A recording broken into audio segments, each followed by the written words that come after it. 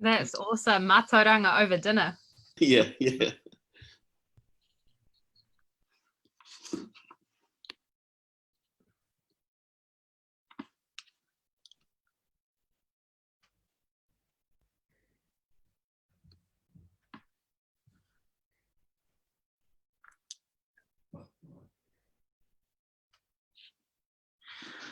Kia ora koutou, no mai haere mai ki te atia o Aotearoa. This is Aotearoa Town Hall Part 9. I was just saying to our kai kōrero tonight that this is our 9th straight weekly Aotearoa Town Hall since the beginning of the COVID lockdown. So a big kia ora koutou to all the new guests tuning in tonight and to people returning. Standard tikanga of Aotearoa Town Hall is that we start off with a karakia to open the space and make sure that it is conducive to some good kōrero, some good whakaaro, good ideas, good conversation. So me noi tātou. Whakataka te hau ki te uru, whakataka te hau ki te tonga, kia mā kina kina ki uta, kia mā taratara ki tai, e hi ake ana te ātākura, he tio, he huka, he hauhu, tihei mauriora. So the kaupapa of tonight is inequality. Now, I know that is a very broad kaupapa, but luckily we have a very broad range of kai kōrero or speakers from a whole bunch of different backgrounds who are going to tell you a little bit about what it's like and what life is like for them. And so I'm really looking forward to it. But before we get into it, I really just wanted to acknowledge the Black Lives Matter marches over the weekend. There was an incredible turnout across Aotearoa. Here in Pōneke, we had 20,000 people show out, filling up the streets, and it was an awesome kaupapa. So I guess the main messages from the march yesterday were that we need to work together, that all of us have our own work to do within ourselves, whether that's challenging anti-Blackness or racism in ourselves, in our whānau, in our community. You know, it is our responsibility to call that out, not the responsibility of Black people. So there's that kind of internal wānanga. Another key message coming through is that Black people and people of colour are not your resources. There's awesome resources out there on the internet. One of our speakers yesterday actually said you wouldn't go and like if you were studying biology, you would go to the internet to go look into that. So why do we expect the people of colour around us to be our resources? So that was another message that came through. And another key message that came through is that there's some immediate actions that we can take. And in the next few weeks, there will be a review of prisoners' voting rights in Aotearoa. So that is a kaupapa to look out for.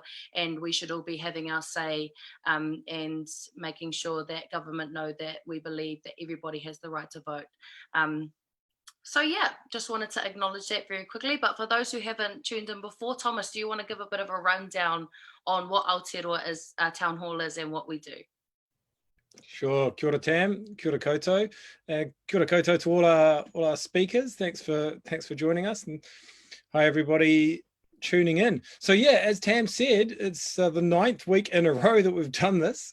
Tam and I basically we thought when the quarantine started that we should maybe have some space for people to think about what was going to happen during the quarantine period, the lockdown, and what the effects of that would be, and also how we could start to plan and shape the future that was going to come out of the country after the quarantine period. And so, because we couldn't meet in person, obviously, because remember how we were all stuck inside mostly, we thought we'd do this kaupapa, and people really, I mean, not a huge number of people, but quite a few people kind of tuned in and really appreciated it. So we kept it going, and we're still going, and we'll probably keep going for a bit, as long as people are interested and keen to discuss. And yeah, we've touched on a number of topics. So, the economy, what is this thing we call the economy? This recovery, what do we mean by that? Transport and urban design.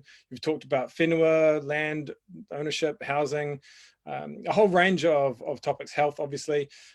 And yeah, we want to get to the heart of the matter. And so we thought we should have a session on inequality, which is something that kind of was exposed by the pandemic, certainly around the world, probably even more so than here in Aotearoa, but definitely here as well. And so we're hoping that we'll be able to traverse some of that terrain with our speakers tonight and we've got some amazing speakers who I'm not going to introduce, but we'll let you introduce yourselves when we ask you the questions. And I just wanted to do it before I kick it back to you, Tam, just a shout out to Wellington Access Radio, which is a great community radio station. And Wellington Access Radio have been broadcasting our sessions on Sunday evenings at 5 p.m. So it's pre-record, but it feels like it's live because it's not edited. So so that's pretty cool. And you can tune in to Wellington Access Radio online or on 106.5 FM, I believe it is. And yeah, so thanks to Wellington Access Radio. But yeah, that's the intro for me. Thanks everyone for coming and joining us for the discussion tonight and for tuning in. Back to you, Tam. Cool. So I'm really excited about tonight because everybody on this panel tonight, I really look up to and just inspire the heck out of me. For so many different reasons, and for all the people watching tonight, you'll see why the excellence on this panel tonight will really shine through. So I'm going to start off with our first question of the night. So we're going to do this first round, and for all our kai kōrero tonight, just know that this is a time where you can introduce yourself if you would like to as well. But our first question tonight is for a young wahine hailing from South Auckland, who I just absolutely admire, and I love the way that you use your voice, sister. You, when I think about you, when you speak, the whole nation listens, and you have such a powerful voice. And yeah, so no introduction needed, but this is Aigagalefili, Fepulea'i-Tapua'i. And our question for you tonight, sister, is, so this year your Instagram post went viral. I think most people watching this have already seen it. It was shared far and wide. And we'll talk a bit about that later on. But actually, the first time I encountered your Mahi was when the school strikes were happening last year, and you were really raising the voice of why it was so important for Pasifika people to be at, really leading those strikes, because the Pasifika community are the most affected by climate change. And I remember hearing you talk on, I think it was the project, and just thinking, wow, speak that truth. So I just wanted to know a little bit about what happened there, what made you want to speak out, what happened with the strikes in their organization, and how was that reception for you? And also thank you so much for giving us your time. My gosh, thank you so much for the introduction, and for even inviting me to be here. I feel so honored to be with all these amazing people. Yeah, so School Strike for Climate last year was a really wild journey, first of all, because I feel like my first encounter with the school strike was, of course, the first strike went out, but there was a lot of issues with the first strike, because we quickly learned, or our schools quickly found out, that the strike was held on the same day as Polyfest. So I wasn't able to go to the first strike because I was performing for Salmon Group at my school, which is Aorere College. And so it really raised concerns for us, because we were like, hold on, why is it that you chose that specific date to have, when it's the biggest, one of the biggest Pasifika festivals in the country is being held? And so for me, when I got into climate change, it was really from an Indigenous perspective, watching Pacific climate warriors, groups like Te Arewhatu, really talk about the importance of Indigenous voices, and not seeing that reflected in one of the biggest climate change movements in the country was really hard for me and my friends to see, especially when we were learning about everything that was happening to our islands, learning about how much time there wasn't left for us to really be complicit or be silent, or really silence the voices of those people in the islands. So yeah, that was one of the biggest reasons that made me really want to speak out and want to question the way things were being done. Especially because when I went to other climate change spaces, it was always really Eurocentric. It was also really elitist. So coming from South Auckland, from a low socioeconomic community, a lot of the solutions I was hearing, like going vegan, getting an electric car, there were things that weren't accessible to me or my family or my friends. And so for me, we started up a South Auckland High School collective from South Auckland, called For the Culture, and we really work on ways to talk about bringing across climate change through a cultural lens, through ways that are accessible to all different kinds of demographics, really. So yeah, that's probably one of the biggest reasons that made me go into that.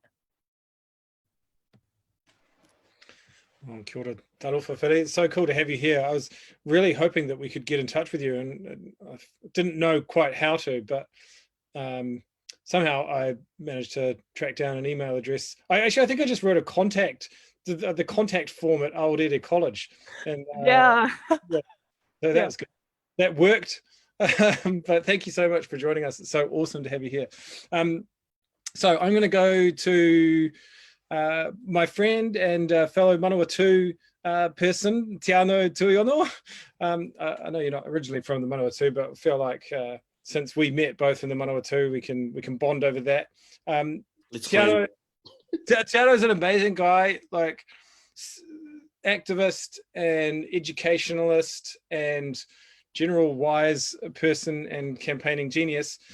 So I wanted to ask you, Teanau, if, just in terms of the theme for tonight, which is inequality, you've done so much work around Indigenous rights and around climate justice, and these are themes in themselves that are totally bound up with inequality. And I just wondered whether you could kind of just unpack that a little bit, the relationship between Indigenous rights, climate justice, and inequality.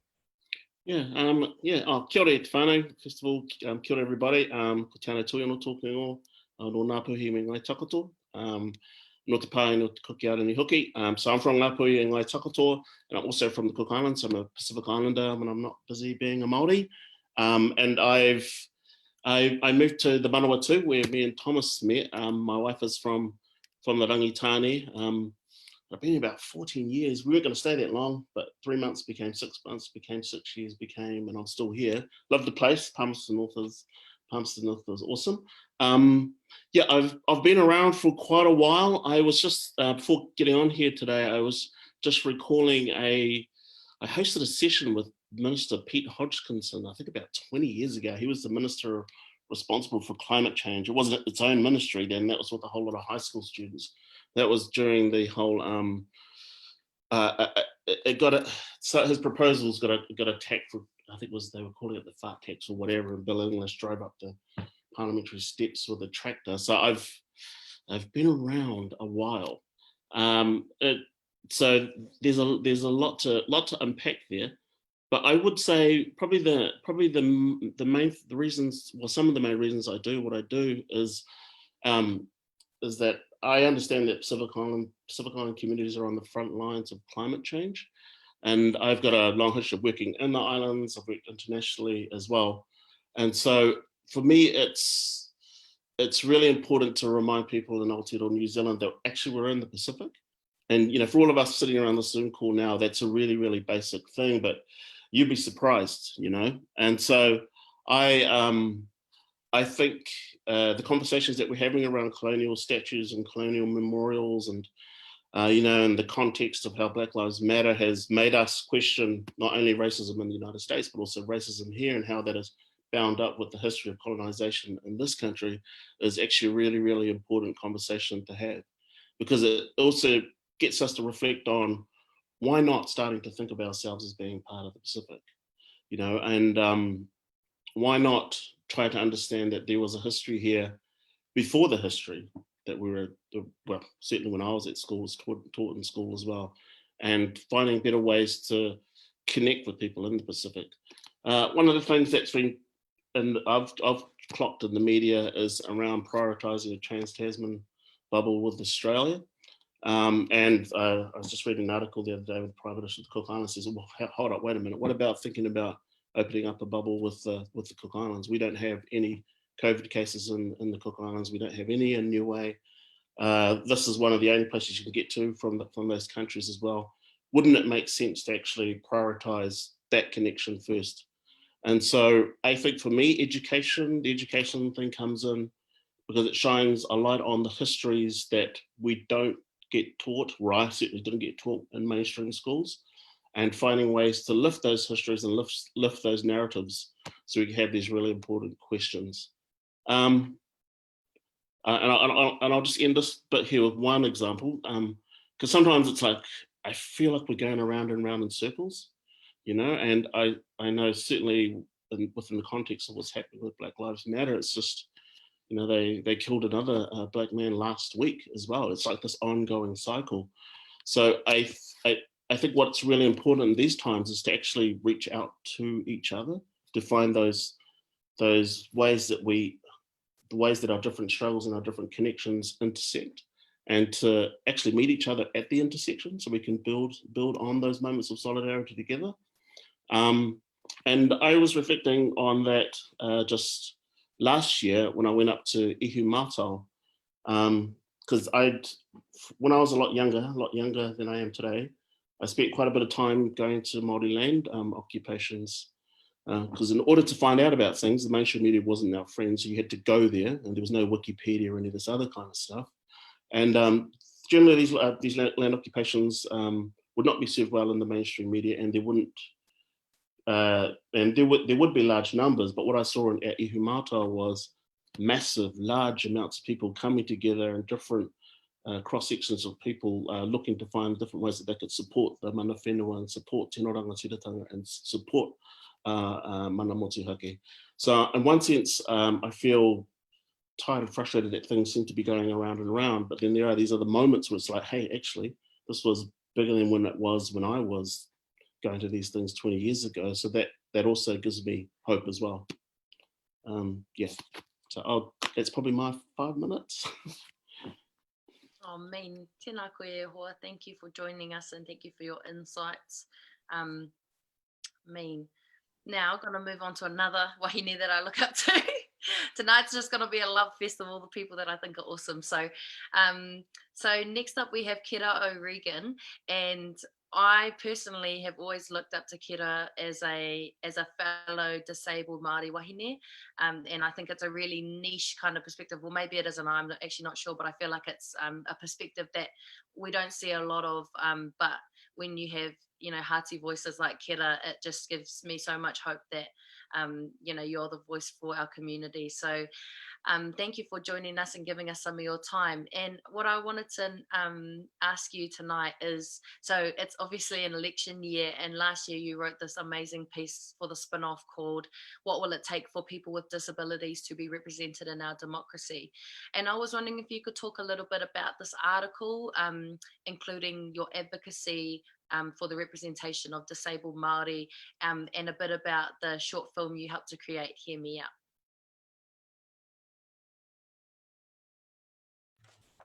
Oh, tēnā koe, Tam. Yeah, feeling very, very privileged to be here. So yeah, maybe I'll just introduce myself very quickly first. So kia ora koutou, ko Kera O'Regan tōku ingoa. Hiuri ahau no te Waipounamu, Kaitahu. So I'm very privileged to live at the moment in Tamaki Makaurau on Ngāti Pawa whenua, but originally from way down the opposite end of the country, down in Te Waipounamu, where I grew up in Dunedin and have my marae in down in Bluff and in Moiraki, so very long way from home. I think, yeah, thank you for that question, because I think it's also been really cool seeing your kōrero also acknowledging you know, your disability and identity as a wahine Māori, and seeing you represented in these places as well. So that connection is not lost on me, that I've been talking about an article or been talking about these kinds of ideas of representation, and here we have another wahine who is doing just that for us. So thank you for all of your mahi doing that. And mihi also, particularly to Philly and to my tuakana Teanau, who have been massive inspirations also within the climate movement. So I guess really in answer to your pātai, maybe I'll do that in two parts. So firstly, perhaps to give a little bit of context, I think it was, gosh, I'm having to remember my dates now, but in 2018, we were really very privileged to work on a film called Hear Me Out. And that was developed as part of the social impact agency that I run called Activate, that I run alongside my partner, Jason Boberg, who's also a very incredible, talented, disabled filmmaker. And essentially we were talking a lot around, you know, what are the important stories for our community. And we realized that a huge inspiration and leader for us was Aotearoa's first deaf MP, Mojo Mathers. And so at the time, Mojo had one last bill before Parliament that she had managed to draft very, very quickly before really unfortunately losing her seat from the 2017 election. And that was a huge loss, I think, for our disabled community and for that direct representation within Parliament. So we're all very, very sad about that, but also really excited by the possibilities of this bill that she had put before Parliament, which was called the Election Access Fund Bill. And basically that was around ensuring that our democracy could be more accessible to people with disabilities. So including looking at providing funding and support for any people with disabilities to participate in those central body elections, but also for, you know, candidates that might want to stand for election and things like that, because it's a very expensive process, as I'm sure Teanau is probably the expert on here, but it's a very expensive process and it can be very inaccessible for a lot of folks with disabilities. And so that bill's actually now passed its third reading and is on its way to becoming law, which is really cool. And I think for us, it was just really important to share that story from a disabled point of view, which is why it was really important for Jason to be leading out on that. And I was definitely more sort of supporting in the background as I was still navigating my identity as a disabled person as well. And I learned a lot from that process. And I think for us, probably the key thing there was that we wanted that to initiate a lot of conversations within our community about representation and what that means, because, you know, we talk a lot about representation in media and how important it is to be, you know, sharing our own stories. But that representation, you know, happens in front of camera, it happens behind camera, but it also happens ideally in Parliament and councils and places like that. And so, yeah, that was just a really important story that we wanted to share, and we wanted to start having that conversation within our community of people with disabilities. And as a result of that, like once the film was made, which we made in collaboration with Loading Docs, that sort of, you know, went out, had a beautiful launch, and we were able to have lots of cool kōrero, and it just sort of took on its own, you know, a life of its own online within our communities talking about it. And so I was really privileged to speak to Dr. Huhana Hiki, who's just phenomenal, phenomenal leader in our community who I really look up to. And I was able to interview her about, her perspectives and why representation still is so important for disabled people, but particularly for our whānau hoa, whānau whaikaha Māori. And I think that, unfortunately, I would say that we're still very overdue for that representation. And seeing that representation at various levels across, you know, media, across Parliament and all sorts of different roles. Because I think, you know, as a country, we're still quite uncomfortable talking about disability. People still like to use a lot of euphemisms, or, you know, are afraid of saying the wrong thing, and so they don't say anything, or they don't look at any way to support. And when it comes to, you know, being represented, I think there are still really ingrained and really ableist assumptions about our people that you can't do something if you're disabled. Like, I've had so many people ask me, like, oh, how do you do all what you do? Like, when you have fibromyalgia, like, are you sure you're really sick? Or are you sure you're actually disabled? And there's just so many assumptions that get put on us.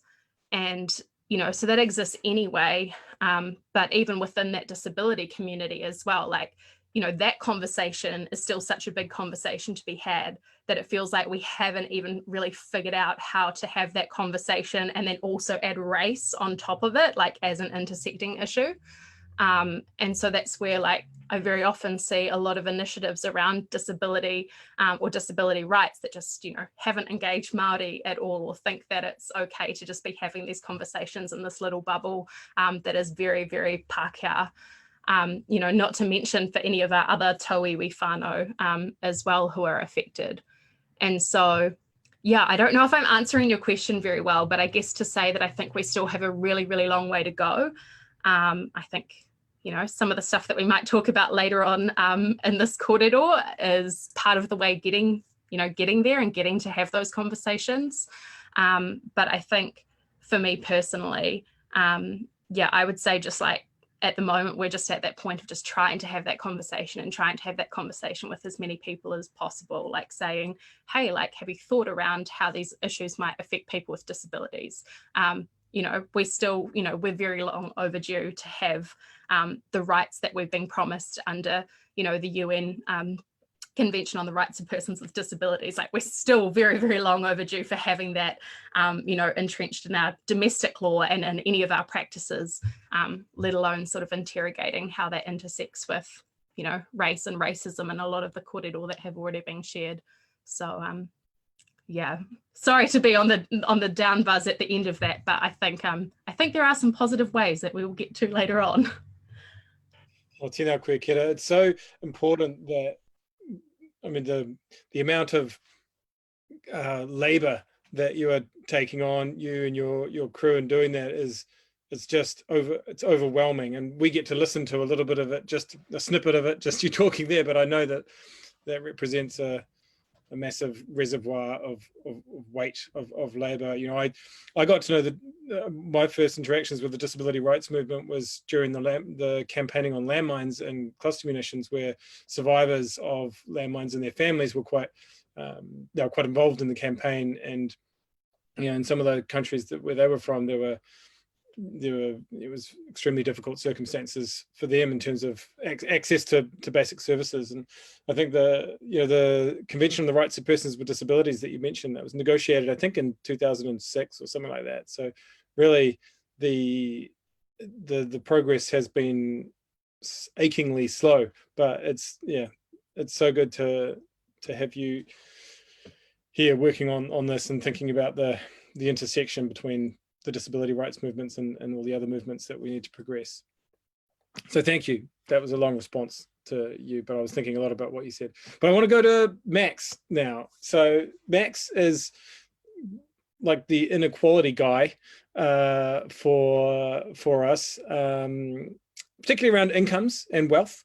And I guess that's another kind of facet of the inequality discussion that is bound up with all of the other ones. But we're keen for you to be able to talk us through a bit tonight. And we're going to ask you a slightly philosophical question, Max. And so I wanted to ask you, what do you see as the distinction between inequity and inequality? Well, interesting question. Thanks for that, Thomas. Kia ora koutou. Great to be here. Great to be here talking alongside everyone else. Yeah, I mean, I guess I should have a good answer for that, right? Because in 2013, I edited a book called Inequality, a New Zealand Crisis. So you'd figure that I'd sort of know what those terms mean. And, you know, I mean, and I guess that was editing that work that got me started on this path.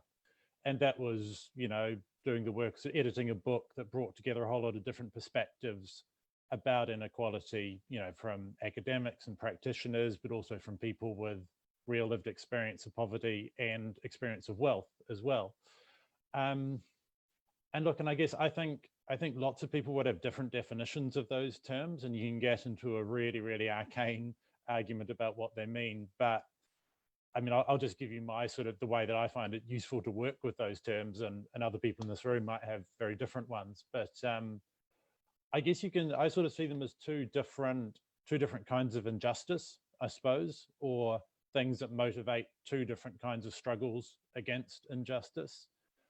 When I say inequality, for me, I mostly mean economic inequality, you know, so the inequality in how income is handed out, how wealth is distributed. And, you know, and that's a concern because if you look at like wealth, for instance, you know, the stuff that people own, the wealthiest 1% of households in New Zealand, and that's about 40,000 adults, have got over a fifth of all the wealth in the country. And conversely, the poorest half of the country, it's about 50% of adults, about 2 million people, have got less than 2% of all the country's wealth between them. So you've got this huge sort of inequality of resources in terms of economic resources. And then I guess I think about inequity as the different ways that different groups are treated. So inequity of treatment between people of different genders, between people of different ethnicities, and of course all the things that Black Lives Matter are drawing attention to. And so, you know, and you'd see that in statistics in New Zealand, for instance, that women are still paid 12, 13% less per hour than men for doing equivalent work, you know, without even getting into all the work that women do that isn't recognized as work and so isn't remunerated. And so, yeah, I guess at the end of the day, I see inequality and inequity as these kinds of forms of injustice or discrimination that overlap, that multiply, that intersect fundamentally.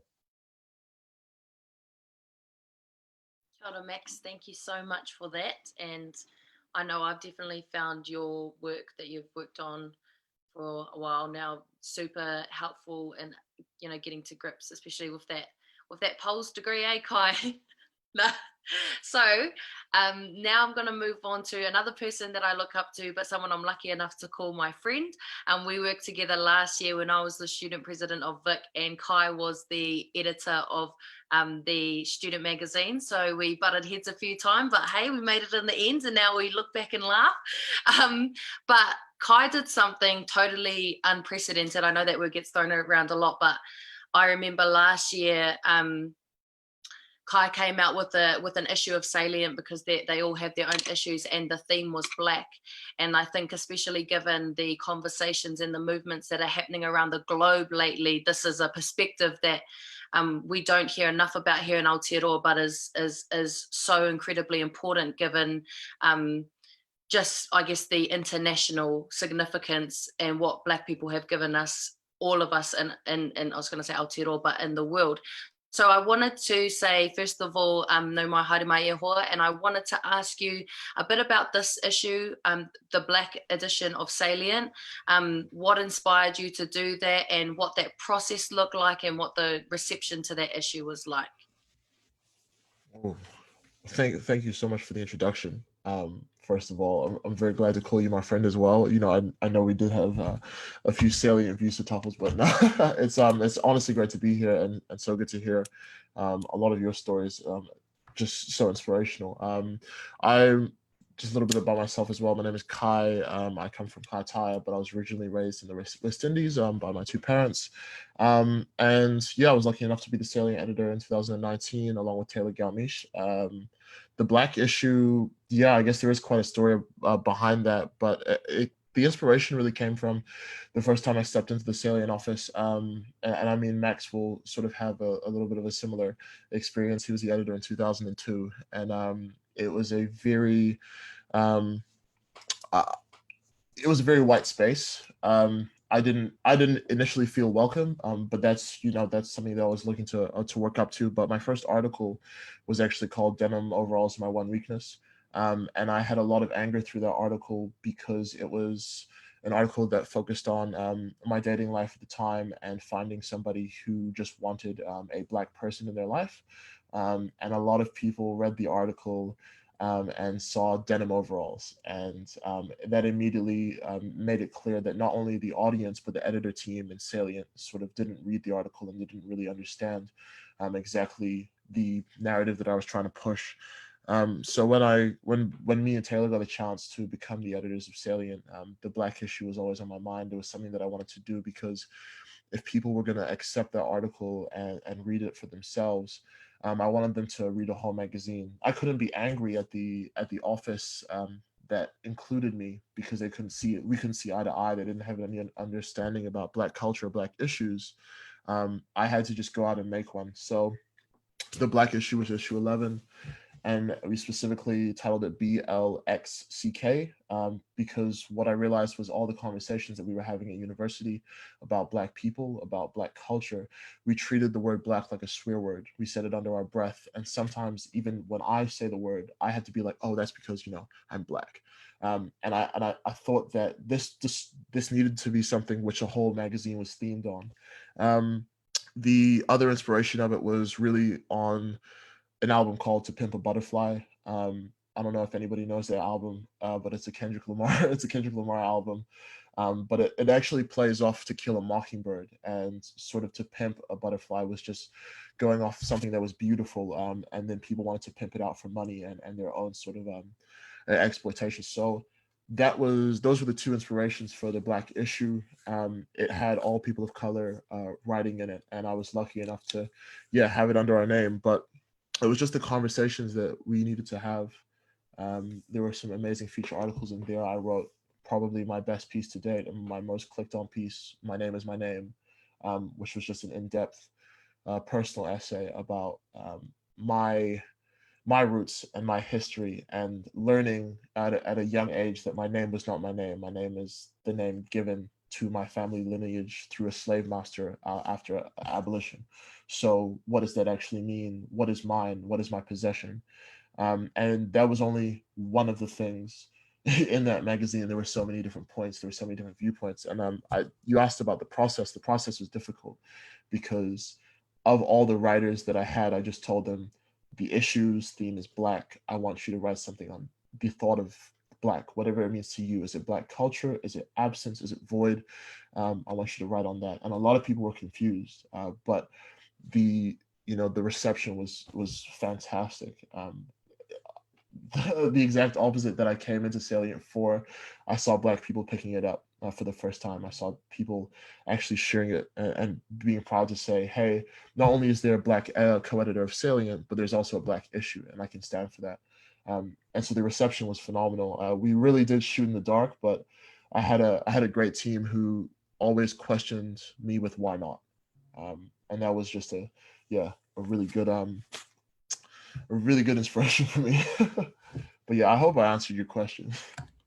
Yeah, 100%. Thank you so much for that. And Max, it must be pretty cool for you to see the way that Salient has evolved and become more inclusive over, 18 years? Yeah, definitely. And I mean, I think that's an absolutely fair comment about what the culture was like. And yeah, I mean, because I think the student media traditions are great, but they probably have been traditions of, sort of self-appointed smart intellectuals kind of from a certain background doing their thing. And yeah, it's nice to see that changing. Hard out. And something else that I've always loved that Salient do is every Wiki o Te Reo Māori, they do now they also do a Pacifica issue as well, thanks to Kai, who also brought that one in. But something special about Salient as a student magazine is that I think we're the only student magazine in the country that does one issue a year that is totally created and produced and designed by Māori students, and in the past has featured prominently just totally in Te Reo Māori, half in Te Reo Māori. So that's awesome. And now under Kai's leadership, there's now a Pacifica issue, which is totally designed, created, produced by Pacifica students. So I think it just goes to show the importance of having people in those positions. Did you want to add something onto that, Max? No. Oh no, I was just thinking. Agree with that. Agree with that 100%. Sweet as. Awesome. So now we're going to go on to our second round of questions, and this is like an opportunity for people to take a bit of a deeper dive into some of the kind of kōrero that's been touched on already, and just to really get into the things that drive you or that you're passionate about and that really get you out of bed in the morning. So I'm going to start with Feli again, and this is, I think, I really wanted to hear about this because your post that I was talking about at the beginning that went absolutely viral, I think it spoke to so many people because you had like half of the people were like, yeah, that's it, like that is the experience and that's how it's been for us, and the other half are like shocked that people in New Zealand are living this way. And I remember reading it and just thinking, yeah, that's 100% what it is probably like in Tokoroa right now. And so I just was quite keen for you to talk a bit about what you were saying and what you were trying to express, and what kind of a response you got from that, but also a little bit about any like projects that you might be working on at the moment as kind of a run through of that, because I know you are very generous with your time and giving to the kaupapa, so really keen to hear more about everything you do, which is incredible. Sweet. Yeah, so that post, I remember this so clearly because I never initially like planned. Like I don't really plan like what I post. I don't think anyone does like on Instagram. But I remember that was on the first day of school, and I went back to school, and it was kind of such a jarring feeling because I knew that everyone was experiencing a lot of hardships. And I already knew this. Like I knew this. Like I knew that this was going to happen during lockdown. Like I knew that this was happening. But seeing it like face to face was a whole different thing. And so for me, being in a position of like school leadership, I took that real hard. Going back to school and like seeing people that I grew up with my whole life having to drop out, not because they wanted to, but because they had to provide for their families now, which was something that was kind of really hard for all of us as a cohort deal with. And I remember just like coming back home and my mom and dad were watching TV, and on the TV it was just like stuff like New Zealand is healing, like, oh, we've done it, like we've gotten over it. And I was like, damn, this is whack. And it was crazy to see because I was like, why is it that none of our perspectives and none of our stories are being told in the mainstream media? Especially because throughout lockdown, I work with 40K, our South Auckland Indigenous Environmental Collective, and a lot of the work that we put out during lockdown was talking about how COVID-19 is a product of climate change. And so making that link was very important for us because it was like, you can't ignore climate change, especially because of how Cyclone Harold had just gone through the islands at the same time during the lockdown. And for me, I was really conscious of the way our youth were taking all of these different issues that were happening at the same time. Because I knew even my closest friends, man, like I would hop on Facebook, like go into the messenger group chat, and they would be like working, they'd be working graveyard shift after graveyard shift, like just trying to get through the lockdown period. And so that was really the types of perspectives I was trying to bring across in my post. Just pointing out inequalities, like the way that higher decile schools were able to like go through the lockdown and not have to deal with these type of problems, but at the same time there was a lot of racial issues that were coming up from those schools. And I remember a lot of over what I had said, but it was a bit ironic because a week after that, a girl from Westside College had been exposed wearing blackface.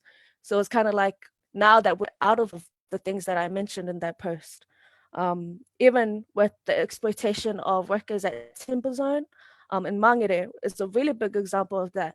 Because it's like, now that we're outside of the lockdown, people are speaking up and saying, man, like our company did us so dirty. They didn't even give us wage subsidy, and now they're like protesting on the street for basic human rights. And so I think that's something that's really come out during this time. For my post especially, it was a bit jarring, some of the response, because I don't think a lot of people were used to seeing South Auckland youth in a light where it wasn't just the negative media representation that they're always used to. And something I was like really mad about, or I realized last night, was that NZ Herald, who had taken my Instagram post without my consent and like made this big story, at the same time has not done like any coverage on what's happening at Timber Zone or any of these issues that are actually happening in our community. And so it's kind of like just another level of exploitation there. But yeah, those are definitely the kind of things I was trying to bring across in my post. And right now, what I'm doing, I'm working on getting youth submissions on or feedback on the budget cuts in Auckland Council. So what's happening there is that after losing, I think it was 550 million over a lockdown period, they have to cut a lot of their budget out. But a lot of the decisions that are being made directly affect our Brown, Pacifica, and Māori communities. And I think that's a really clear example of how New Zealand is definitely rebuilding off the backs of Brown communities, of how certain people are being prioritized over others, not just in day-to-day experiences, but in how the decisions that they make right now. So yeah, that's definitely something I'm trying to work on, trying to get our youth to understand, trying to get more youth voice out into that space. And so yeah, I hope that answered your question. Yeah, Oh, absolutely. sorry, Thomas, I'll just quickly say it definitely did. And I just posted the link to the Temper Zone petition in the comments if you're watching on the live. So if you want to sign that, please do. And I believe they are having an action over the next week or so. But also on Feli's Instagram, there is... Sorry, just using your Instagram as a source. There's also some more information about the Auckland City Council budget cuts there if you wanted to learn a bit more, and I'll post some of that information in the comments too for those who want to make a submission. Yeah, and I mean, thanks so much, Feli. And just thinking about that point you made around the New Zealand Herald taking your post and using it and then not following up on the very issue that you were trying to expose in the first place. I mean, that is actually kind of appalling. And I do wonder, thinking about some of the New Zealand Herald journalists that I think, we know, like Kirsty Johnston, and even, people like Keith Ng and Matt Nippert that do investigative journalism. And I mean, they just scraped through all the records of companies that got the wage subsidy and did a big piece on that. So I might, if you're all right with that, we could drop them a line and say, hey, you haven't followed up on this thing. We encourage you to. Yeah, definitely. Go hard. Okay, I will. Yeah. I will use the power of my keyboard when we get off the off the call. Yeah, because that's real bad. So I'm going to go to Teanau again. Something that's very exciting to me, having campaigned alongside you in 2017 in Palmerston North for the Green vote, something very exciting to me is that you are in a winnable position on the Green Party list to become a member of Parliament in a few months' time. That must be slightly, I don't know what that is. You can tell me what that is for you, but it's... I'm very excited about that, and that's going to encourage me to encourage people to vote in the election. But I guess I'm thinking, when we listen to all of this kōrero around inequality and inequity, what are you keen to? What are the things that you want to really get your hands on if you get inside that big house and get the chance to do some stuff on inequality? What are you thinking? Well, how deep is a hole? How long is a piece of string? I think it's really important that I listen to people like Feli, and to sort of really keep that front of mind. And I always remind her, because Greens, we get a few hassles and people mock us and stuff like that. But I say to all my Green friends, because you think it's hard being a Greenie, you should try being a Brownie. That's a whole other story there. Layer that on top. Yeah. So I'm really used to working at intersection, and I guess at the intersection of a whole lot of different issues and a whole lot of different struggles. But what I'm really mindful of is the future. And I think it's that the only way that we can get there is together, and to also recognize, particularly, with what happened over the lockdown, is that all of these different things connect with each other. And so I'm really big on the environment, community, and the environment. And I think those things are really important. You have other political parties that'll overemphasize, in my opinion, the economy. But I think you've got to be able to see the way that all those different things connect. So I was really glad to tune into the town hall a couple of times when Kate Woolworth was speaking. Donut economics. We've got to find a way to talk about talk about the economy in a really, really different way. So I sort of really like what Max had to say, and of course all the other speakers as well. But the really kind of specific things that I'm really mindful of is all that stuff that people have been brought up today, tonight, and sort of knowing that we're going to be heading into a massive economic crisis. It's going to be a massive economic slump. And there's $20 billion on that's being thrown around, and there was money that was previously there as well. And so I've also heard myself about some of this wage subsidy stuff from my own relatives. They got, their bosses got the wage subsidy. Next thing you know, their hours are being cut down, so that money didn't come down from the bosses down to them. And it was only a couple of weeks ago when we found out that the warehouse was due to see like 1,500 people after they got $68 million. So for me, I think it's the framework of all of that stuff. Like it's the environment, it's also the community, and the way that we get there, I think, is ensuring that we have a really strong foundation, and that foundation has to be built on strong safety nets. So I think you've had people on here talking about the welfare expert advisory group as well. So locking in all those different kind of recommendations as well.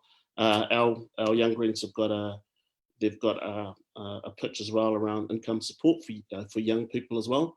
And I'm really mindful of that. I've got 4 children. And there are people that will say, well, we've got to do the right thing because the young people are going to have to pay for it all. And I'm like, hold up. How about extractive industries paying for the pollution that they've caused and using that? How about the 1% of people paying for accumulating masses and obscene amounts of wealth? I mean, over the COVID-19 thing, we had Jeff Bezos became the first trillionaire, as millions and millions of people were losing their jobs. And I just look to the debacle that's happening in the United States, and I think to myself, that is how you don't do it. They poured $1 trillion onto the stock market while their doctors and nurses were walking around with rubbish bags on their hands and stuff for PPE. That says to me that we need to find different priorities. We've got to look at different ways of looking at things. And so the foundation of that, as I was kind of saying before, is strong safety nets, but it's also making sure that our environment is resilient. Stop looking over to the UK and America and Australia, start to look to the Pacific, because we're a Pacific countries, and being mindful of the connections that we have for Pacific communities, not only here in Aotearoa, but also home in the islands as well. So for me, with that lens over the whole lot, things pop up really, really quickly. So I would see myself as reacting to issues on one work stream, but also being kind of forward thinking about, well, actually, we need to lock down some safety nets. We've got to make sure that we're solid on climate. We have actual climate action built into what we do. Resilient biodiversity, living wage, that kind of thing.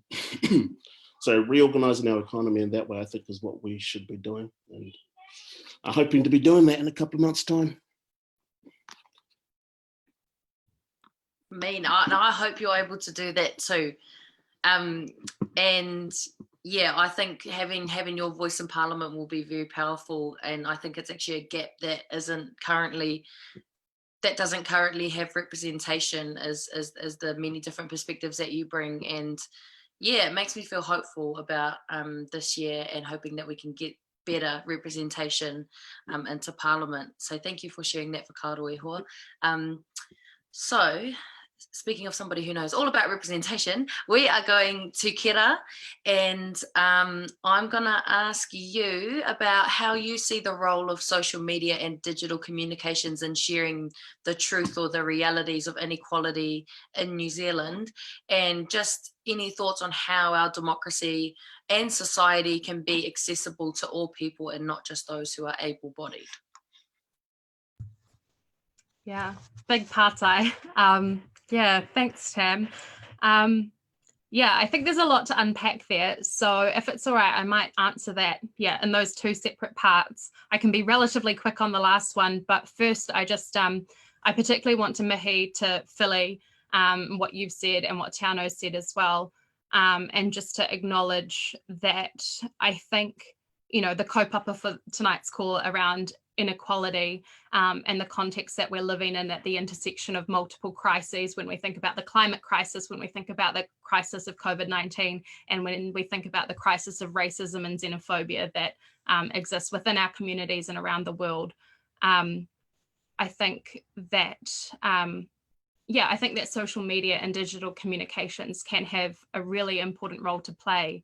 But I think just first, I really want to acknowledge that these intersecting crises have massively exacerbated a lot of the inequalities and inequities that we're seeing within our communities. And just something that Philly said that really resonated with me in particular was that kōrero around how, so much of the media that we're seeing is, like, oh, great, New Zealand's healing, we're, we're doing so much better, and we've had, you know, 0 cases for however many days, and look at everything that we're going to get back on track.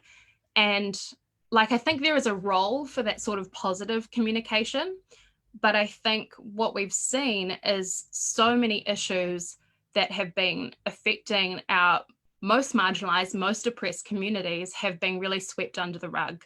And so, you know, when Philly was sharing around that experience of going back to kura, going back to school and seeing how that's affected her community, you know, that makes me also think around a lot of, you know, my community and a lot of, you know, marginalized communities around Aotearoa who have also had similar experiences. Because, you know, I think one of the shocking things during lockdown was, you know, it happened so quickly, but for a lot of people, you know, people were like, oh, okay, well, I can't work, so I'm going to have a holiday, or I can work from home, but it's going to be a nice change to be at home.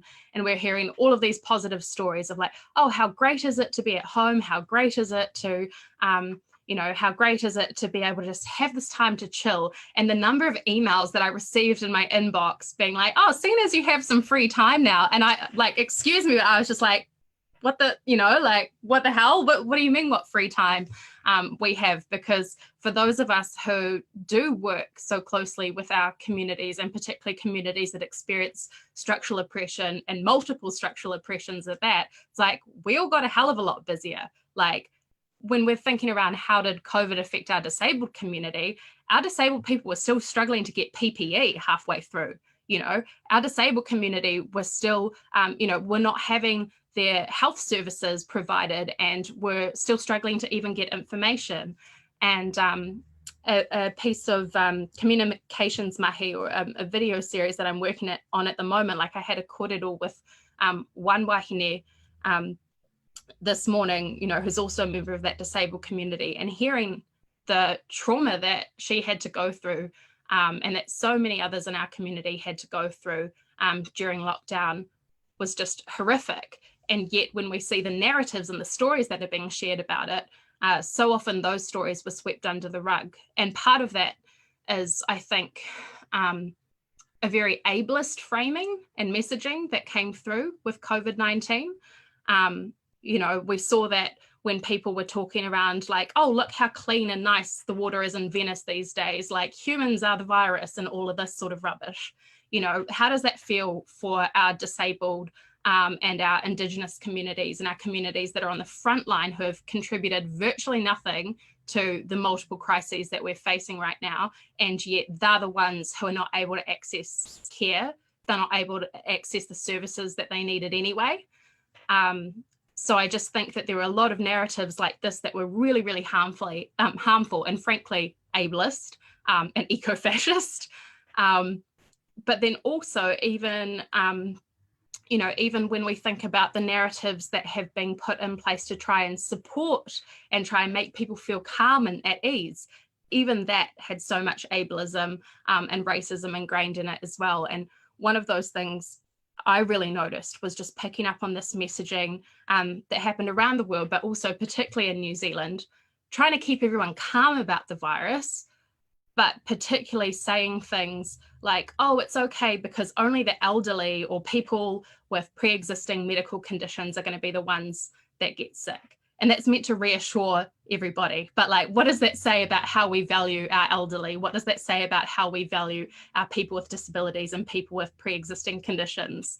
And so I think it's really, really important that when we think around what is this role and what are these possibilities with communications, that we hold that with also, you know, a bit of responsibility and a bit of accountability about the messages that we're sharing.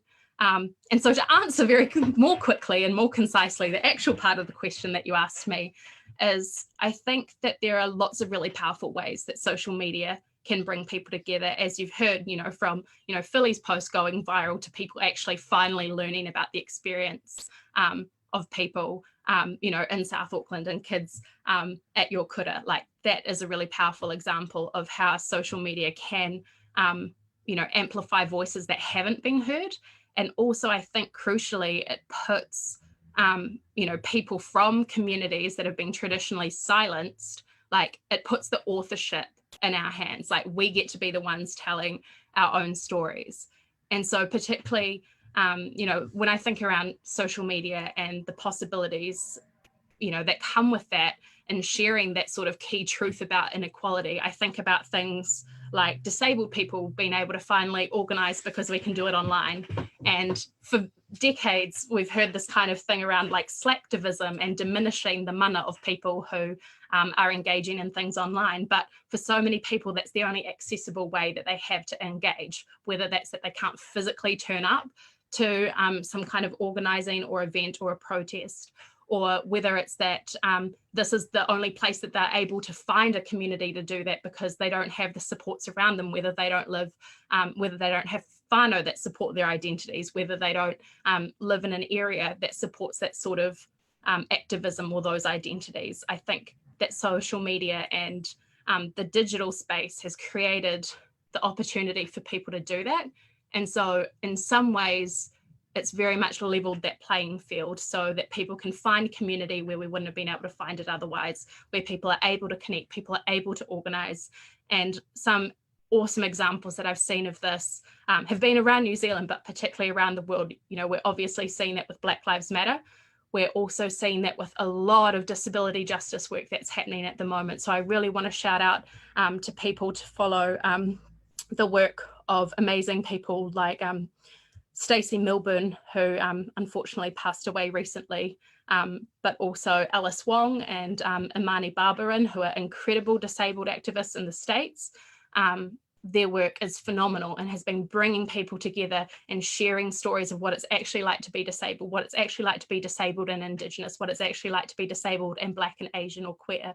And those are stories that I just don't see around the place very often in Aotearoa. And so I think if we can, you know, go and follow those sorts of people, then we're able to hear these stories that we wouldn't see otherwise. And so I think social media is like leveled a playing field in that way. But on the other hand, I think it's really important to be mindful that while it's leveled it in terms of the fact that we can all go and, you know, start a Facebook account for free or whatever, we also do see a lot of those power dynamics that exist in traditional media kind of being hidden and obscured by it. Because, you know, the same people who have massive platforms in mainstream media also tend to have massive platforms on digital media. So I think that ultimately we need to really interrogate, you know, who is it that we're following? How do we make sure that we're following people who are actually from those communities? And in terms of the final part of your question around, you know, how can we make sure that our democracy is more accessible to everybody, including, you know, disabled people, I think that there's a lot that we can do online to facilitate that. So, you know, some really easy things to do are like adding image descriptions so that people who are using screen readers or people who might have slow internet or any of those sorts of things so that they can tell what's in an image, you know, putting captions on your videos, using content warnings as well. I see this so often being devalued as like, oh, triggering, haha, how funny. But actually that's such an important tool for people to be able to consent to what they want to see. And to be able to manage, you know, manage the sort of stuff that they're seeing online. But I think ultimately it comes down to the fact that, you know, if you want to support accessibility, if you want to make Aotearoa and our wider democracies more accessible and more inclusive, then you have to support disabled people. And the foundation of that is fundamentally coming down, you know, it fundamentally comes down to recognizing that we have expertise, that we are experts on our lived experience of listening to us, listening to diverse disabled people, and, you know, amplifying that, recognizing that, making the effort to go and listen to what we're asking for, because, you know, these, you know, accessibility doesn't come from a vacuum, and we're never going to have full accessibility unless we're able to have full disability rights. And that ultimately just has to start with recognizing that we're human beings worthy of being listened to. So here, I think I've said enough on that, but I hope that has answered all of those questions tonight. Thanks. Yeah, kia ora, tēnā koe. So good. I always say this, but I'll just say it again. I mean, we get the richest contributions in this kind of forum. There's so much material. And one of the things I was going to say, listening to your points about the specific things we can do to make contributions accessible, is that we are very happy, Tam and I, that we put in a pitch to get some funding for Aotearoa Town Hall, because at the moment we just do it all just as kind of no budget at all, and it looks kind of low budget, I guess. But the good thing is that we have got some funding which we can use now to go back and like package up some clips and caption them, so that people don't have to scroll through 2-hour-long discussions to find some of the best bits. So that's something we can do now. So we're really happy about that. And we'll do a little some other little bits and bobs where we'll take out little pieces and maybe illustrate them with an image and a quote, and yeah. So we'll have some more accessible content for everybody coming through. But thanks so much again, Kera. It's just so cool to listen to you and everybody else. Okay, next question. Max, coming back to you, tuning in to your bookcase credibility there. So it's very impressive. Now, I just wanted to ask, okay, election year and inequality, some parties, some candidates might be paying quite a bit of attention to this. What do you think? Yeah, exactly. There's one popping up straight away.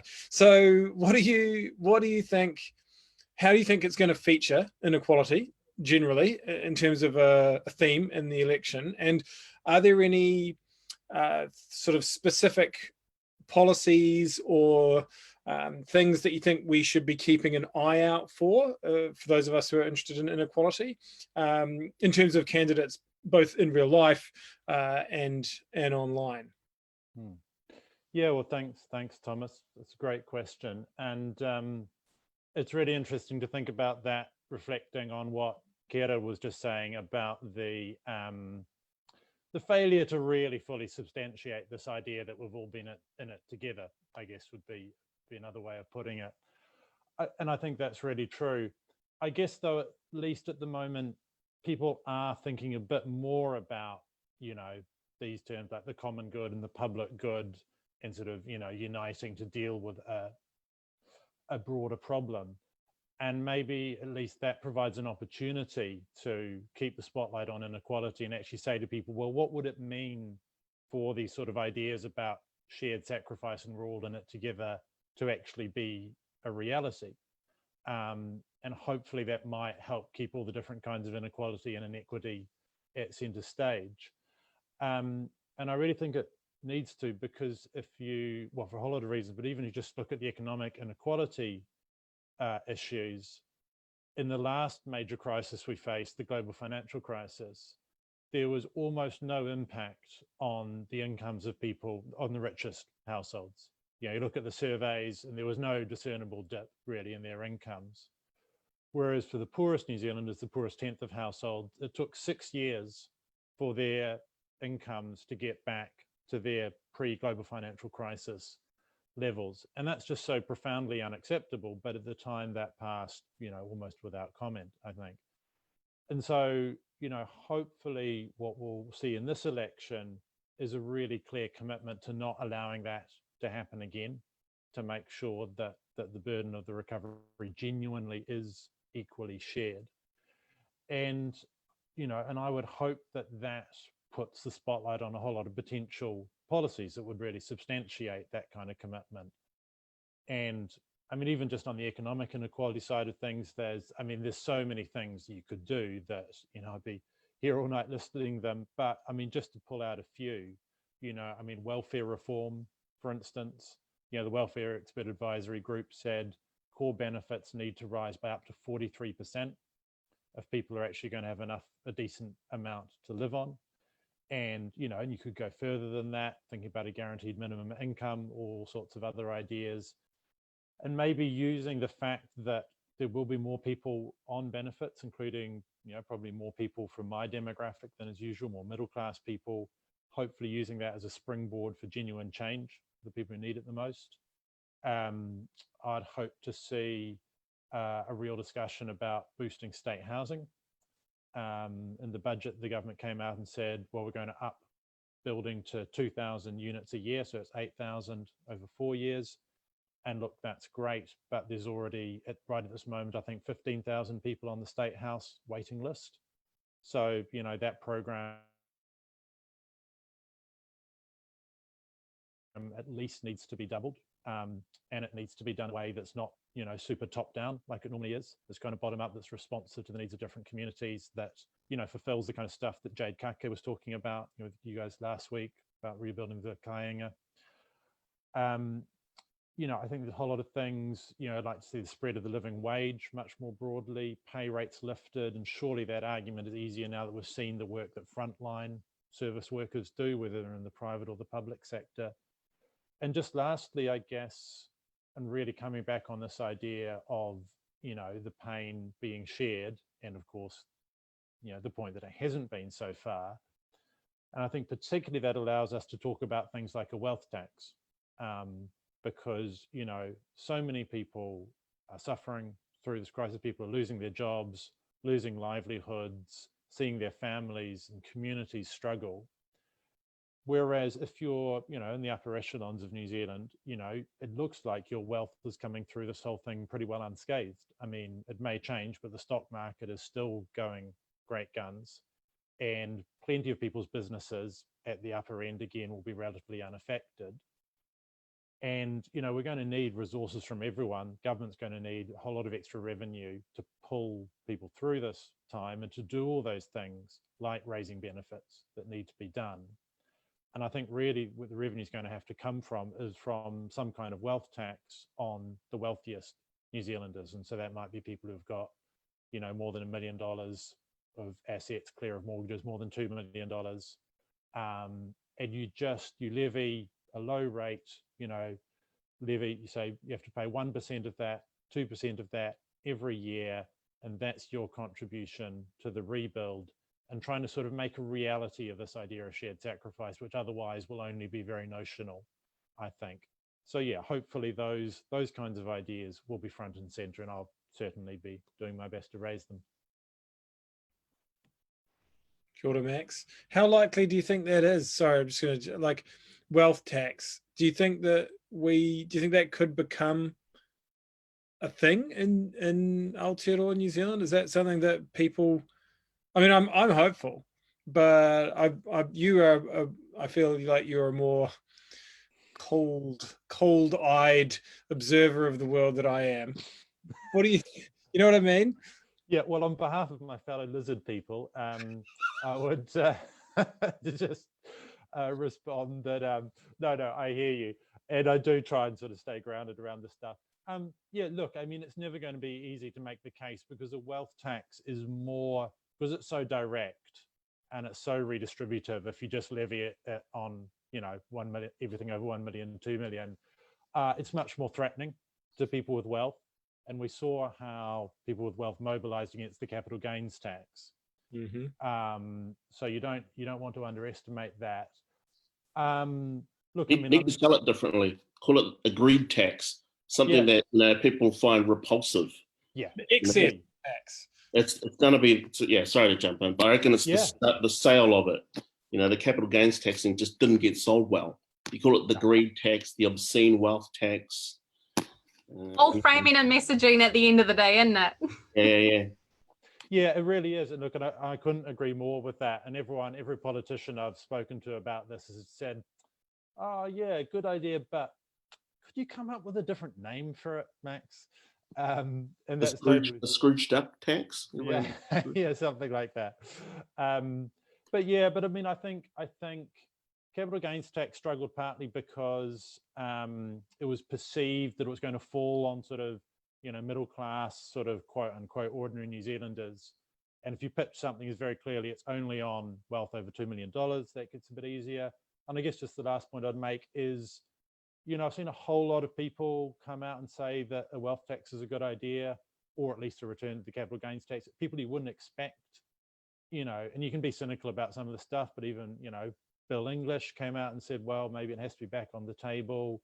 People from Infometrics, you know, very mainstream economics, organizations have said, yeah, we need a wealth tax. Just a whole lot of people saying it who you would never expected to say it. And just this moment of, you know, crisis that hopefully we can use, I think maybe opens the door just a little bit wider to issues that have, ideas that have always been very difficult to get across the line. Cool to Max.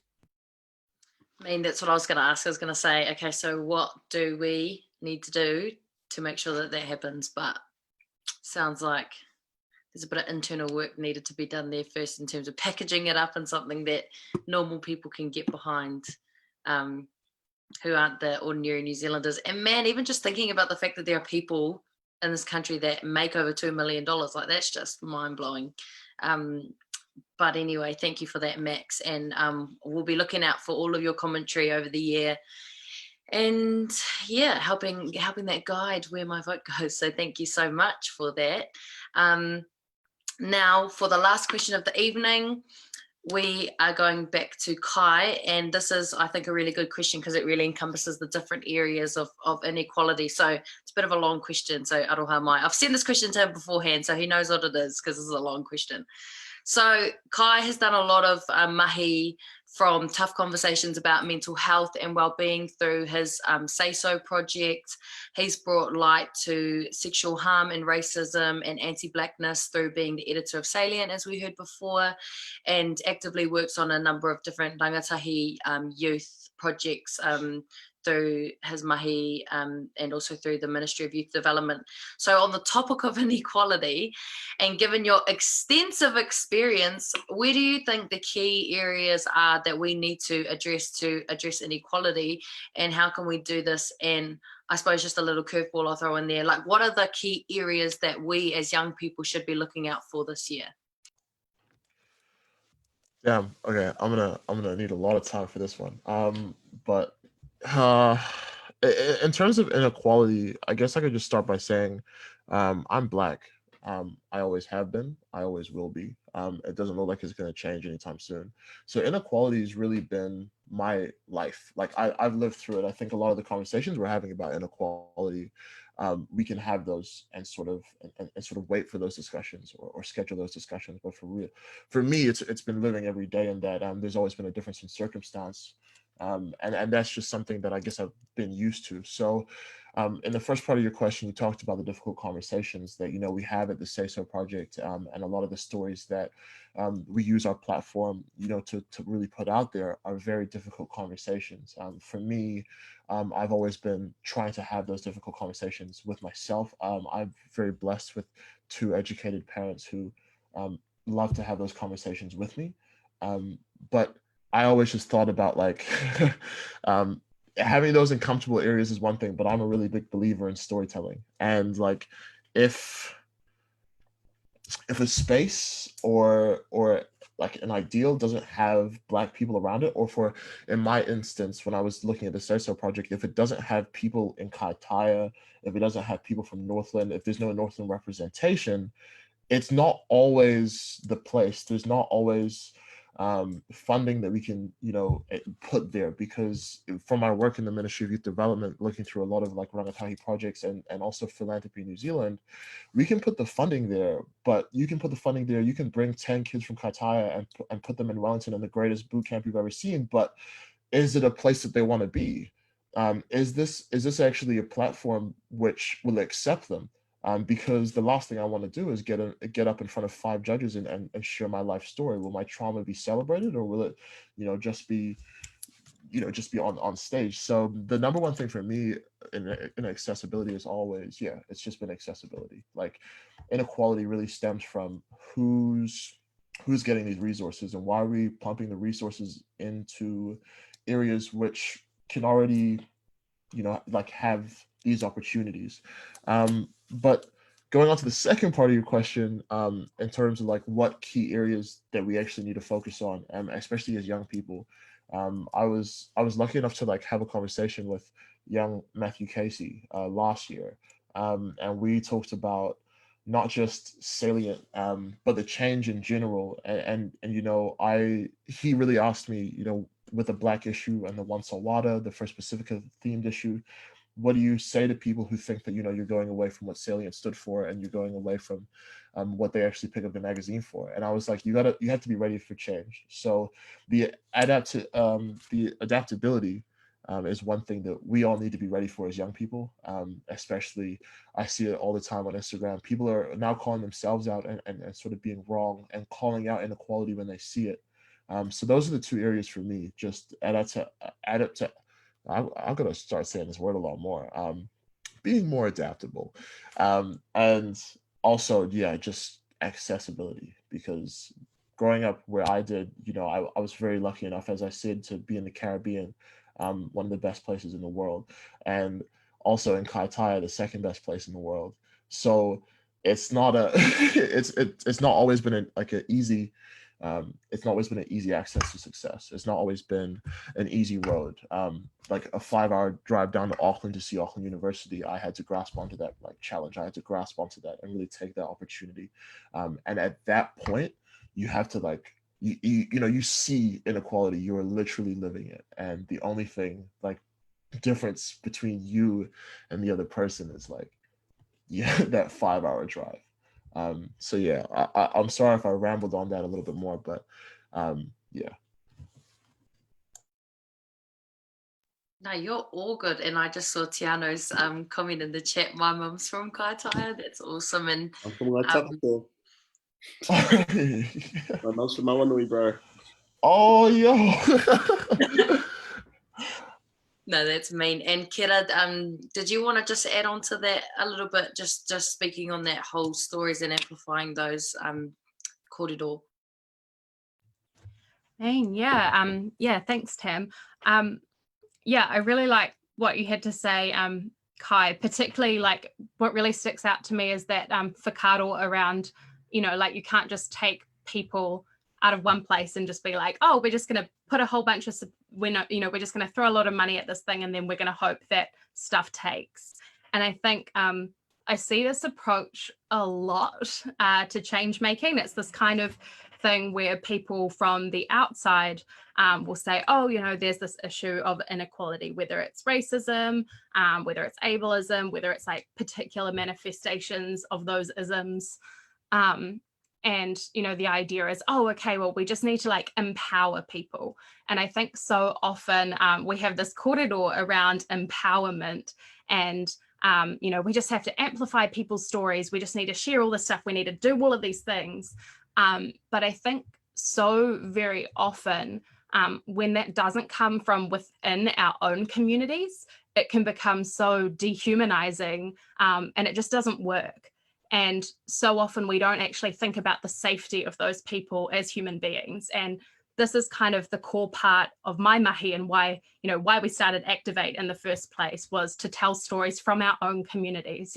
We will only work on kaupapa where we have some direct lived experience as well, because we recognize that lived experience is expertise that is necessary for us to have the mana to be able to tell a particular story, for us to understand who is the audience that we're speaking to and what we need to do to keep people safe. And I think this also touches on what you said earlier, Philly, around, just this extractive approach to media of being like, hey, I've seen this post, I'm just going to share this and I'm going to put it up for some likes, with no regard to what that does for a person who's been either thrust into a spotlight or maybe has sought, to have an issue profiled, but that's been done without the appropriate context. And so often I see this happening as people going, oh, okay, well, here's a hot button political issue of the day. I'm going to make a film about it, or I'm going to write an article about it.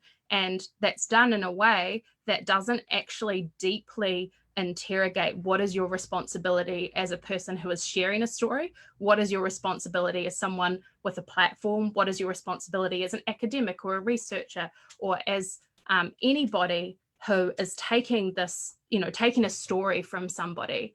And I think for me, it's just absolutely critical in all of the work that we do, is that if you can't afford to do a project and to do that appropriately by employing people, paying people for their time, making sure that you've got the right people involved and people who have that lived experience, if you don't have the resources to you know, to uffy people along in that process, then like, what are you doing? Like, why start a program to like go, you know, to try and, you know, amplify everybody's voices if you're not going to actually be there, like when they're having to share their trauma?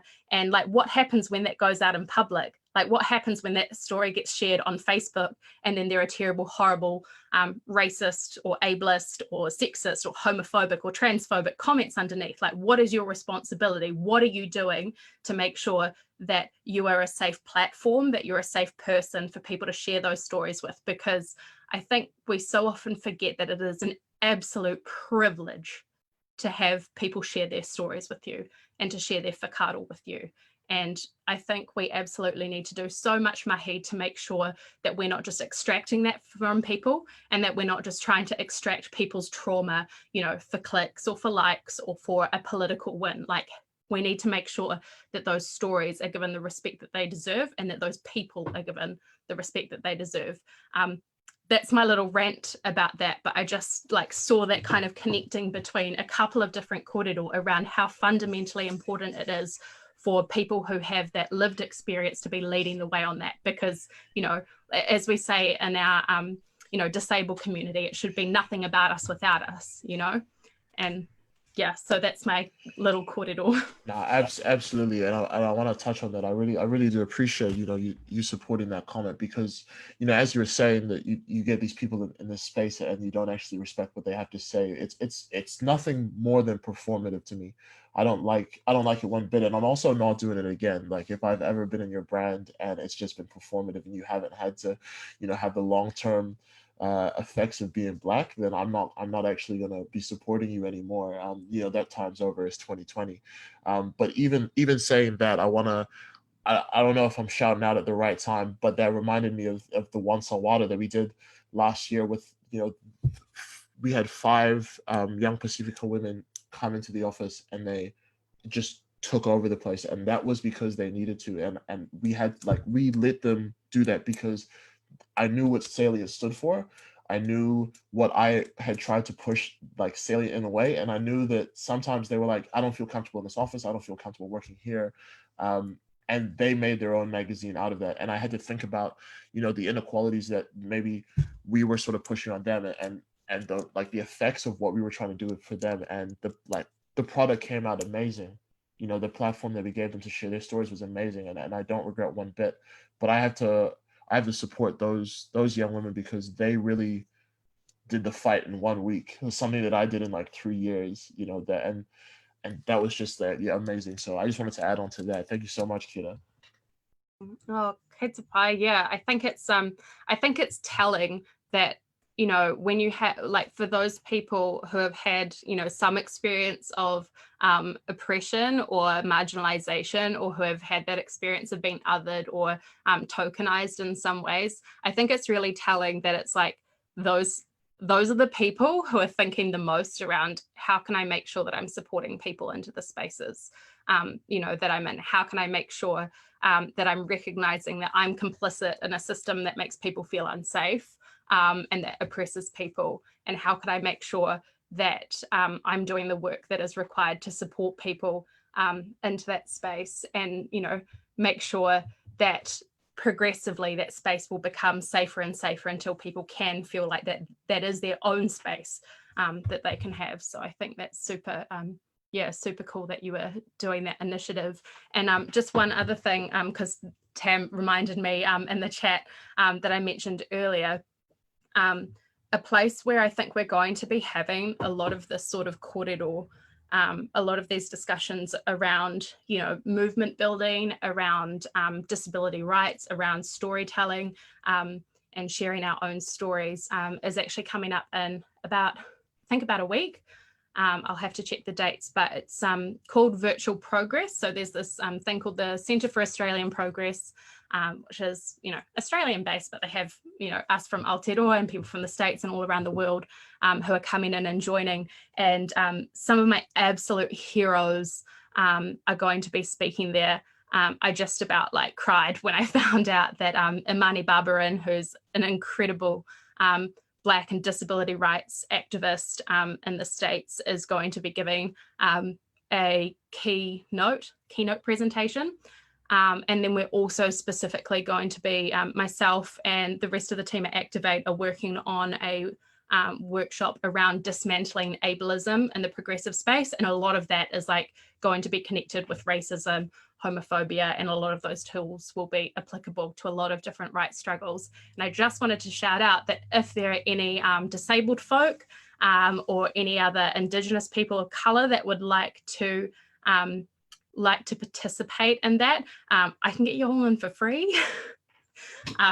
So I'm not sure actually how much the conference costs, but if anybody would like to attend that, there are some incredible people that are going to be speaking, and that I've personally learned a lot from, and that I think a lot of us, you know, who do have a huge amount of privilege in the space could do with listening to. So if people are interested in attending and having a scholarship to that, then I think probably the best way is if they let me know in the comments. Maybe afterwards I'll go jump in, and then people can message our page for that, and I can give you discount codes, which is fun. I feel like an influencer saying this. I'm not, but like that just makes me feel very influencery, like have the secret code anyway. Yeah, so would love to see people there. Kia ora, Kera. Fili, I noticed you were unmuted at one point. I wondered whether you wanted to jump in, but feel free to if you wanted to. Yeah, no, I just really wanted to talk all the conversations that they had around storytelling, because I feel like it's so relevant, especially in the line of work that I do, being a spoken word poet, a youth poet. It's definitely very hard when people just want to romanticize, you know, the struggle. Like they want to just tick the cultural box, the diversity box in their branding and their movement. But a lot of the times I feel like that is so dangerous to our youth, who are being essentially told that they're only good when they're telling their traumas, you know, when they're only showing the vulnerable, like hurtful parts of themselves, which is definitely not true. And it's definitely not something that defines any marginalized group, any young person. And I feel, speaking from someone who's from South Auckland, with a lot of negative media representation that our youth are brought up with, we're now in this shift where, although it's being recognized, at the same time, it is definitely being romanticized, which can be just as dangerous in terms of how our youth read themselves. So yeah, I just really wanted to talk to those points and say that they are so true, especially trying to reframe storytelling, especially as Pasifika, Māori, Indigenous people. Storytelling is our birthright. Like that's goes way back, centuries old. It's definitely not something that is just Palangi or Pakeha or a Western view. So really going into the depths of what it means to be storytelling and holding space, which is something that Kera really touched on really well. So yeah, I just like to thank you for bringing that up, because that's so true. That's my little 2 cents to that conversation. Oh, kia ora, Fili. Hey, shall we wrap up? I'm feeling like we're getting to the point where we can do that. Always just try to judge it. We don't want to cut it off too early, but we also don't want to have people on too long. So maybe I'll go to just a brief wrap up and then talk about what we're doing next week, and then I'll hand it back to Tam to close out the space with a karakia at the end. So yeah, I guess it's a big topic, inequality, and we started off kind of looking at that, but really we've talked a lot about the intersection between different layers of inequity and injustice, and in many ways we've talked as much about inequality as we've talked about voice and storytelling, as we were just talking about in such a cool way. And I guess for Tam and I, thinking about Aotearoa Town Hall, and the entire purpose of this kaupapa was to provide a totally, well, as accessible as we could provide space that allowed for participation, allowed for representation, allowed for accessibility in totally genuine, non-extractive ways. And you know, I feel like I've been learning a lot, a huge amount through that, and I feel so grateful for that. And I guess I'm also thinking, you know, this pandemic, right? It's exposed in such a harsh way the inequalities that are sort of baked into the structure of our societies around the world. And I just hope that now that we're kind of filling rugby stadiums again and going back to shopping malls, that while we do those things, which are great and fun, and I can't wait to go to the rugby, but I hope that we don't forget, and especially people like me, Pākehā guys who, have a relatively easy life. I hope that we don't forget those moments when we were confronted with that reality that we might not see every day during that lockdown. And so I really think that's important. So next week we are going to be joined by another panel, and we're working. So as Tam said at the beginning, I'm not sure if we were live when we were talking about this, but we're going to go fortnightly from now on with the main town halls. So the next kind of town hall that Tam and I host together will be the 29th of June, Monday the 29th of June.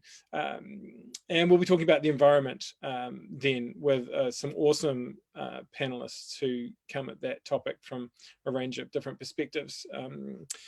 But next week, there will be a special edition of Aotearoa Town Hall, and we've been working with your two favourite community organisations, Action Station and Just Speak, to have a special edition of Aotearoa Town Hall on criminal justice, and specifically what are some of the alternatives to the main pillars of our criminal justice system, like the police and the courts and so on and so forth.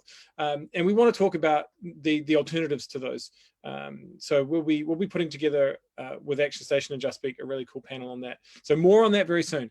But in the meantime, just to say thank you again so much to our speakers for your time this evening, and for all of the wisdom you've shared and the generosity of spirit that you've come to this forum with. And it's so nice to meet some of you for the first time and to see some friends again. And I hope we can hang out soon. You're all part of the Aotearoa Town Hall whānau now. So when we have a reunion, we can book a hall, an actual hall, and all hang out sometime in the future. So I look forward to that. Okay, kia ora, thank you. Hi, kia ora koutou. Just want to say a massive mihi to all our kai kōrero o tēnei pō. Thank you so much for just always for being generous with your time and your perspective and your kōrero tonight, but just in general, like, you are all really generous people. And I was just thinking a lot about that last note that we ended on, talking about our stories. And you're so right, like, our stories and the experiences which form our stories are taonga, they are our treasure, and they need to be treated as such. They are protected under te tiriti o waitangi. And I think that's something that I've been thinking a lot about lately. Storytelling is our way in which we unravel our trauma, but it's also the thing that binds us back together to understand who we are and where we come from. And I think that's what makes us just powerful, as those of us who share our stories and connect. So I just wanted to thank you for all of your kōrero tonight. And as Thomas said as well, we'll be going to fortnightly, which will be a relief. It is quite time consuming doing these every week, but it's always so worth it to, when you have nights like these and you just think like, wow, how lucky are we to be able to hear this kōrero. In what ways can we preserve it and protect this taonga, and how can we make sure that it's accessible to everybody to be able to hear and learn and talanoa, have that internal kind of wānanga going on. And just some of the feedback that we hear from our community, it just blows my mind. And I think it's part of that kind of collective healing process almost, and that it helps us to unravel and tie back who we are. So Thomas already said we're moving to fortnightly, but that we will undoubtedly have town halls on every single week up until at least the election. And as was touched on, Jade Kake, who was on the town hall about whenua housing and ownership, has a special kaupapa coming actually that she has been creating, her and a whole bunch of other creative Indigenous architects, designers, thinkers, philosophers, doers, beers, thinkers, speakers, and they've got this really awesome series coming up, and it's so awesome. I don't want to spoil it too much, but it's going to be like a multiple series thing, and it's going to go from like the kāinga to the rohe to Aotearoa to the world. So it's going to be this really like multi-layered, awesome series that we are really privileged to be able to bring you. And we've got some awesome special town halls coming up. Like Thomas talks about, we have the criminal justice one coming up. We also want to have one on tamariki. So the Oranga Tamariki report came out last week. Some really shocking stuff in there. And so we want to have, we will be having a town hall on tamariki, which was really touched on in the whānau town hall a couple of weeks ago, but we really want to expand on that because obviously tamariki are everything, no matter where you come from, whatever culture you are, we know that children are absolutely everything. So really looking forward to that one as well, and many other cool kaupapa coming up. So yeah, just a massive thank you to you all tonight. Aigagalefili, Kera, Teanau, Kai, Max, thank you so much for your time on behalf of Thomas and I. And yeah, and thank you to everybody at home tuning in and for joining us along this 9-week journey that we've been on. So I'm going to do our karakia as usual to close us off for the evening. Cool, minoi tātou. Unuhia wete wetea, ngā tāmitanga o te wā, ngā kaupēhitanga o te wā, ngā heringa o te wā. Kia wātea te ngākau, kia wātea te tinana, kia wātea te wairua. Tomokia e tāne, tāne te waiora, tāne te whakaputa nei, ki te whae ao, ki te ao marama, e rongo whakairia, tuturu whakamaua kia tina. Tina. Haumi e, hui e, tai ki e. Kia ora koutou. Kia ora.